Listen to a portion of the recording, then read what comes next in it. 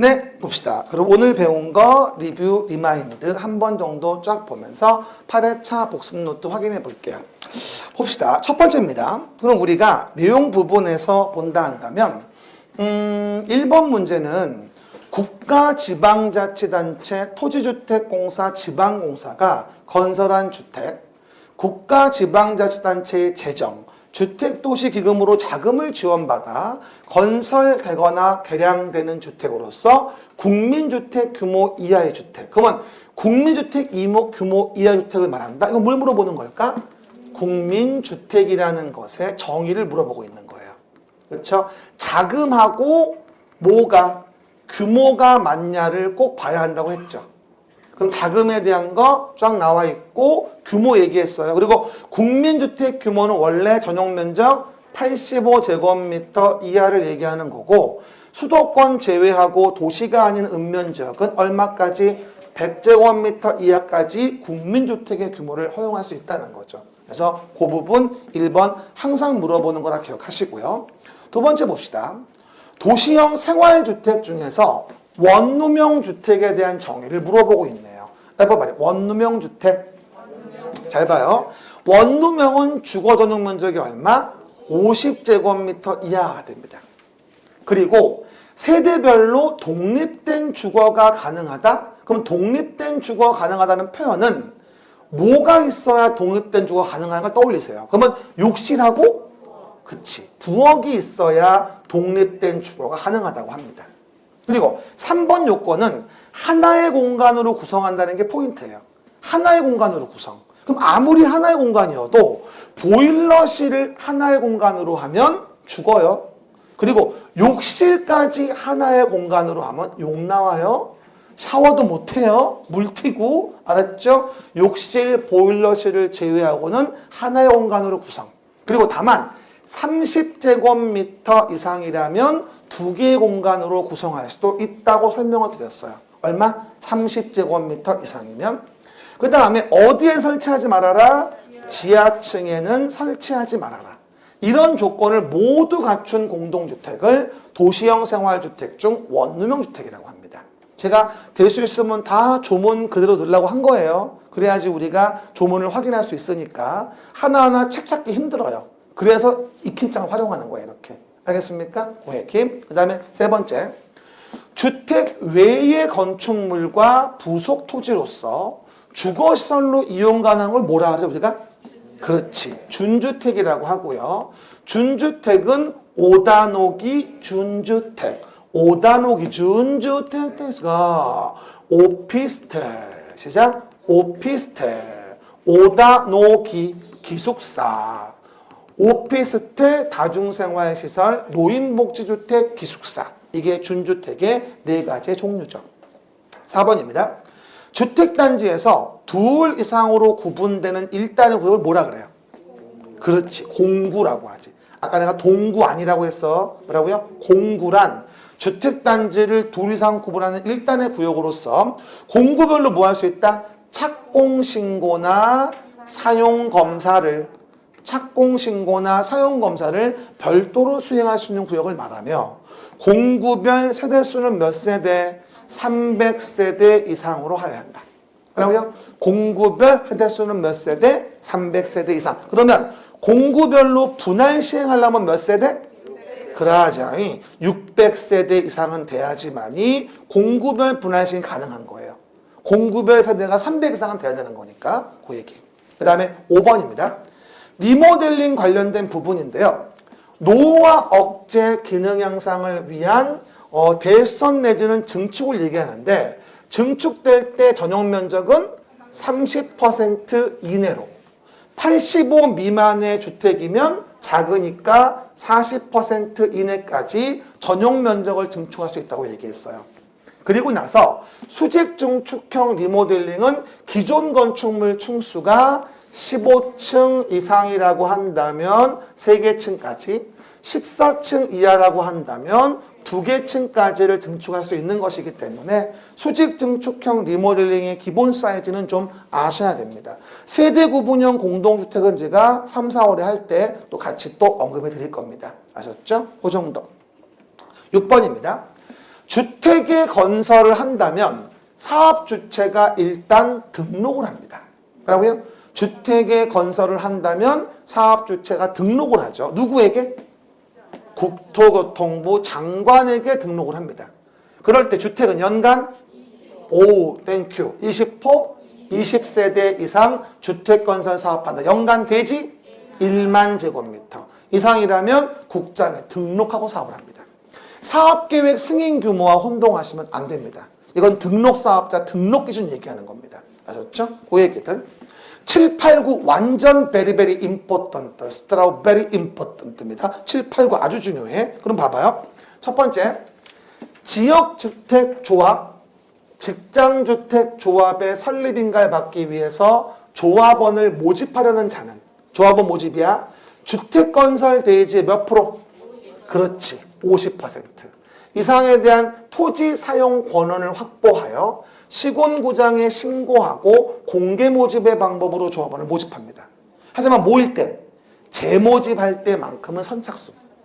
재모집할 때만큼은 뭐다? 선착순으로 할 수 있어. 요거랑 혼동하지 말고 50% 이상의 사용권 확보가 같이 들어가야 한다는 점 같이 기억하시고요. 8번입니다. 너무 중요하죠? 조합을 설립인가 받기 위한 사용권과 소유권 확보에 동의해요. 그러면 지역 직장조합으로 주택을 마련하기 위하여 주택조합 설립인가 받으려 한다면 다음과 콜권을 모두 갖춰야 한다. 주택건설 대지 80% 이상의 사용권원 확보를 할 것, 그러면서 15% 이상의 소유권 확보를 할 것. 이게 조합의 설립인가를 받기 위한 지역 직장조합에 대한 사용권 확보와 소유권 확보예요. 이 두 번째 2번이 신설된 거라 얼마든지 물어볼 수 있으니 꼭 잘 기억해야 됩니다. 됐고요. 그 정도. 9번에 주택조합의 해산 등에 대한 조문도 아주 중요하죠. 그럼 봐요. 첫 번째, 어디부터 어디까지인지 봐야 돼. 조합원 모집 신고가 수리가 됐어. 그리고 나서 주택조합에 대한 설립 인가를 받지 못했대. 몇 년 되도록? 2년. 그러면 조합의 종결 여부를 정해서 결정해 줘야 돼. 근데 여기서 총회 의결을 거칠 때 아직 조합이 안 만들어진 거라 3분의 2 이상 찬성과 20% 이상의 직접 출석에 대한 조건이 이번에 새로 들어왔지. 1번은 아직 조합이 없는 거야. 그래서 총회 의결 방법이 안 정해져 있어. 그래서 3분의 2 이상 찬성 더하기 20% 직접 출석이라는 것도 2월 19일 이번에 신설된 거야. 내 말 아시겠죠? 그 얘기. 하지만 2번은 뭐라고 나올까요? 2번은 조합의 설립인가를 받았어. 그리고 사업계획 승인을 받지 못했어. 그래서 해산 여부를 정해야 돼. 해산 여부를 정한다면 3년이야. 단속적으로 그냥 승인 신청해야 하는 건 2년인 거고 해산 여부를 정하는 건 3년 얘기하는 거야. 알겠습니까? 그거랑 혼동하지 마세요. 아까 얘기했던 거. 요 내용도 꽤 중요하죠. 그리고 10번은 오늘은 말씀 안 드렸지만 주택상환사채 발행에 대한 부분인데요. 뭐가 되죠? 토지주택공사와 등록사업자가 주택상환사채를 발행할 수 있고요. 그리고 등록사업자는 일반적인 건설사니까 부도가 날 위험이 있어서 금융기관 등의 보증을 받아야 발행할 수 있어요. 그리고 주택상환사채를 발행하려 한다면 국장에게 승인을 받아야 됩니다. 그렇죠? 뭐 작년 기출이라 또 나올 것 같지 않아서 아까 시간이 없어서 오늘은 생략했지만 조문만 이해해 주세요. 한 번 더 물어봅니다. 토지주택공사 등록사업자는 자금이 없으니까 건설자금을 주택상환사채를 발행할 수 있어요. 그럴 때 등록사업자는 일반 건설사니까 금융기관 등의 보증을 받은 경우 발행할 수 있어요. 부도날 수 있어서. 그리고 주택상환사채를 발행하려는 자는 국장 승인을 받아서 발행하게 됩니다. 그 정도 이해해 보시고요. 또 사업계획 승인에 대한 부분이죠. 건초허가 말고. 그러면 원칙적으로 몇 호? 30호, 공동주택은 30세대 이상 주택건설 사업을 시행하려는 자는 사업계획 승인을 받아야 하며 국토교통부 장관의 승인받는 사유는 대표적으로 국가나 토지주택공사, 시작, 국가나 토지주택공사가 시행한다면 국장에게 사업계획 승인을 받는 거니까 건축의 허가권자 혼동하지 말고 토지주택공사가 주체일 때 국장 승인을 받는다고 참 잘 물어봐요. 알겠습니까? 그거 이해해 주시면 되고요. 그 다음에 12번 내용 봅시다. 12번 본다면 요것도 중요하죠. 분양가 제한 얘기하는 거예요. 분양가 제한. 그럼 아까 설명한 바와 같이 내용에서 공공택지, 그 다음에 공공택지 외의 택지의 어디? 투기과열지구. 공공택지나 공공택지 외의 택지의 투기과열지구에서 국토교통부 장관이 심의를 거쳐 지정하는 지역에서는 사업주체가 일반인에 공급하는 공동주택은 분양가격 이하로 공급해줘야 합니다. 그럴 때 뭐는 분양가 제한 받지 아니할까요?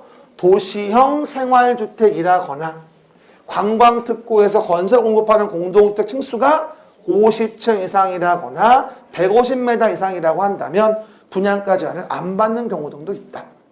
기억하시고요. 13번도 오늘은 제가 설명을 안 드렸는데 요거는 요번 3월달 모의고사를 살짝 얘기합니다. 저당권 등 설정 제한인데요. 사업 주체는 주택건설 사업에 의해서 건설되는 주택 대지에 대해서 입주자 모집 공고 승인 신청 일로부터 소유권 이전 등기를 신청할 수 있는 날 이후 60일까지의 기간 동안에는 입주 예정자 동의 없이 저당권 같은 거 걸면 안 된다는 거예요. 여러분 이런 얘기예요. 일정한 토지가 뭐하죠? 입주자 모집 승인 받았고 입주 예정자가 모두 정해져 있는데 입주 예정자의 동의도 받지 아니하고 사업 주체가 지 맘대로 건설 대지에다가 저당권 같은 걸 건다면 나중에 수분양자가 입주를 못하는 문제가 생겨요. 이래서 저당권 등의 설정을 제한하는데 그 시기가 언제다? 입주자 모집 공고 승인 신청일 이후부터 입주 예정자가 그 주택 대지의 소유권 이전 등을 신청할 수 있는 날 이후 60일까지 기간 동안에는 입주 예정자 동의 없이 저당권, 가등기 담보권, 전세권, 지상권, 특히 요즘은 등기되는 임차권. 요게 요번 달 모의고사야. 그냥 임차권이 아니라 등기되는 임차권. 요번 달 모의고사야. 등기되는 임차권이야. 그냥이 아니라 매매증여에 해당하는 행위를 하지 말라라고 저당권 등 설정 제한을 가하게 됩니다.